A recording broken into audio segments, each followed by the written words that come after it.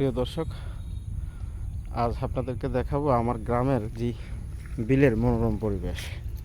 আমি এখন আছি যেই আমার গ্রামের বিলের মধ্যে যেই রাস্তাটি গেছে, এই রাস্তাটি দিয়ে কোনো মানুষ যাতায়াত করে কিন্তু গাড়ি যাতায়াত করে না। আপনারা দেখেন, গতকাল রাত্রে প্রচণ্ড বৃষ্টির হয়েছে নারায়ণগঞ্জে, ধমকা হাওয়া সহ, এবং কি সেই বৃষ্টির কারণেই কিন্তু আজকের ঘাস এবং কি গাছপালা অনেকটাই সতেজ বা সুন্দর দেখাচ্ছে। অনেক গাছপালায় গাছে অনেক ধরনের ফুলও হয়েছে। আপনারা দেখেন, এই যে একটি গাছ রয়েছে আমার সামনে, অনেক ফুল। আর আরেকটা যদি দেখেন, সামনে রয়েছে কিন্তু কাশফুল। আমার এই দিকটা রয়েছে কাশফুল, এদিকটা রয়েছে মাছের খামার।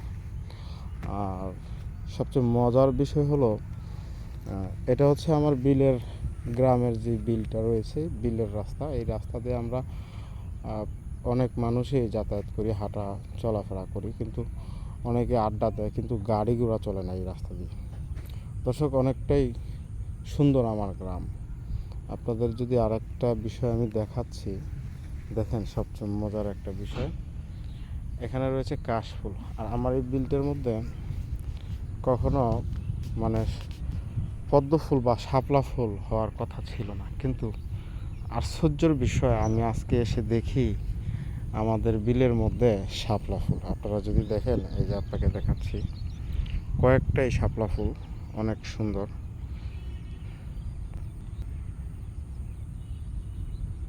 এই একটা,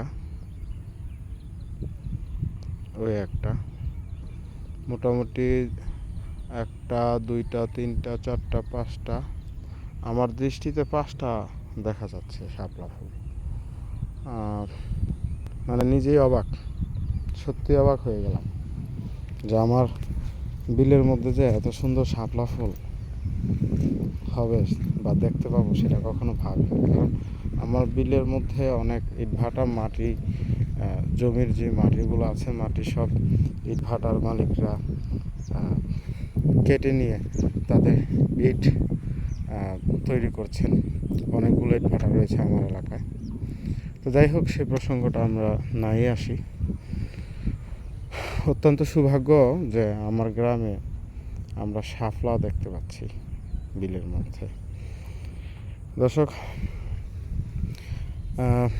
আমি আপনার অপেক্ষায় থাকুন, মানে পরবর্তী বার্তা নিয়ে আসবো। এই শাপলা ফুল আমি নিজ হাতে তুলব এবং কি আপনাদের দেখাবো। সেই পর্যন্ত ভোরের টিভির সাথেই থাকুন।